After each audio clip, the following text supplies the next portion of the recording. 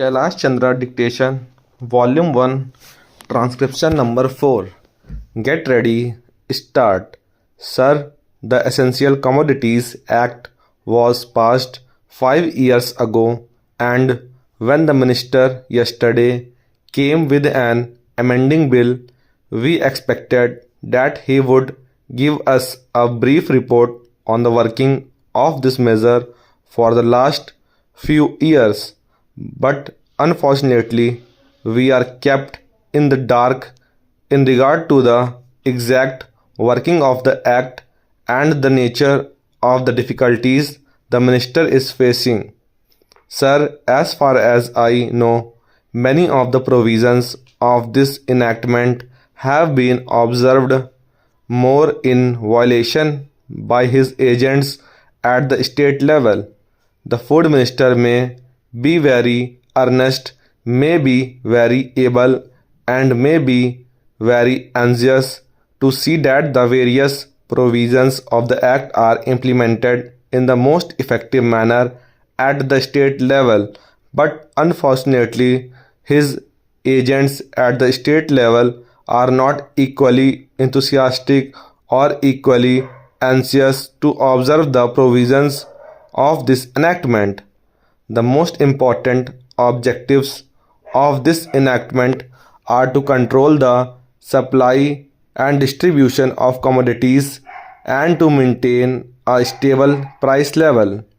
In regard to both these aspects, I am afraid that the government has failed to realize the objectives in view.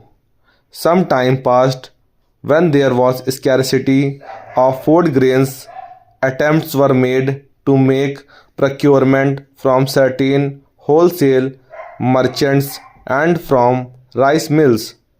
In my own state, I know of many instances of such procurement where, after making known that certain things had to be done and certain steps had to be taken by the merchant community, nothing was done later on by the government when they found that these very orders of the government were violated. As a result of the violations, there was a consequent rise in the prices of food grains in respect of other commodities like iron and steel, paper, etc.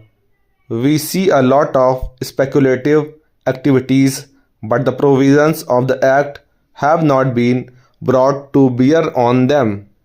Perhaps on no case of prosecution was launched against those people who contravened the various provisions of the Act.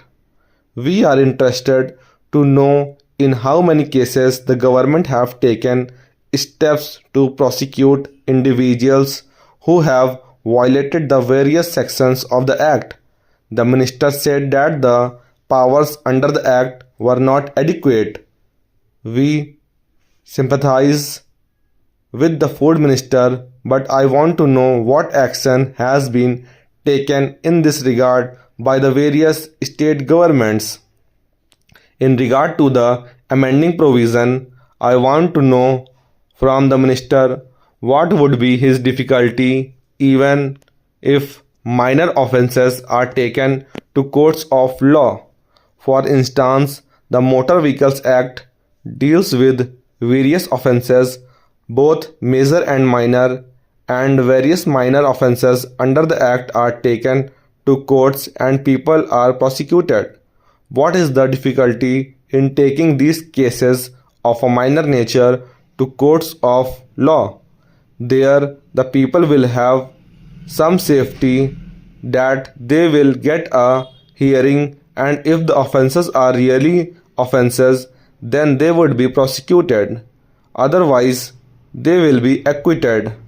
Here, the minister says that there should be a security deposit.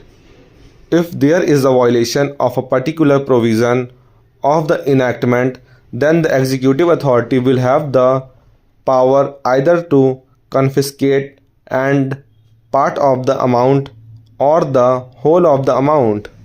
We are clothing the executive authority with more powers.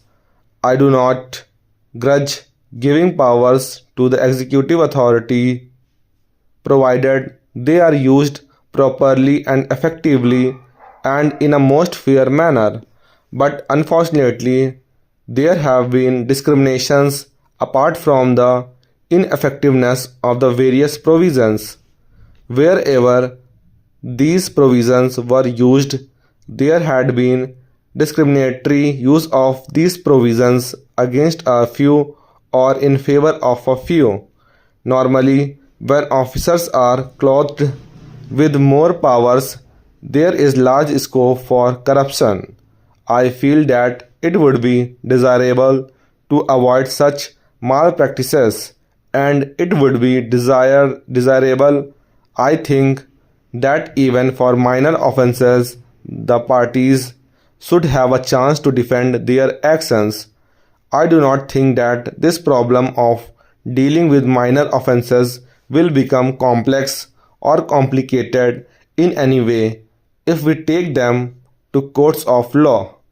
I want a reply from the minister in what way he is suffering from a handicap in dealing with minor offences or offences of a technical nature. The honorable member made the point that even if this thing was acceptable to the House, he did not know what amount would be demanded as security. So the minister should tell us what amount is normally expected from a licensee in all cases and what the offences are which are of a technical or minor nature which he has in view. We are not told which are major offences and which are minor offences. Clarifications on these points are necessary. I wish that the act which came into effect long ago was implemented properly. I know that the minister here is very earnest in implementing it, but his colleagues at the state level and at the central level are disappointing him. Stop.